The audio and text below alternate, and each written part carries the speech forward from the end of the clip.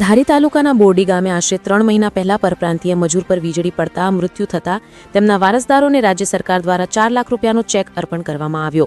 આજરોજ ધારી તાલુકા પંચાયત ખાતે બોરડી ગામના ખેડૂત દેવશીભાઈ સુખાભાઈ બલદાણિયાની વાડીએ પરપ્રાંતીય આદિવાસી મજૂર કમલેશભાઈ લાસણ ફતેપુરાનું વીજળી પડતા અકસ્માતે મૃત્યુ નિપજેલ હતું, જેમના વારસદારને સરકાર દ્વારા મંજૂર થયેલ 4 લાખ રૂપિયાનો ચેક અર્પણ કરવામાં આવ્યો। આ તકે તાલુકા પંચાયત પ્રમુખ પ્રતિનિધિ ઘનશ્યામભાઈ હિરપરા, ઉપપ્રમુખ ભરતભાઈ અંટાળા, જિલ્લા પંચાયત આરોગ્ય સમિતિના ચેરમેન અશ્વિનભાઈ કુંજડિયા, જિલ્લા પંચાયત સભ્ય ખોડાભાઈ ભુવા, જિલ્લા પંચાયત પૂર્વ ઉપપ્રમુખ ભૂપતભાઈ વાળા, તાલુકા વિકાસ અધિકારી શ્રી કળસરિયા સાહેબ, તાલુકા ભાજપ પ્રમુખ મુગરેશભાઈ કોટડિયા, મહામંત્રી મુકેશભાઈ રૂપારેલિયા,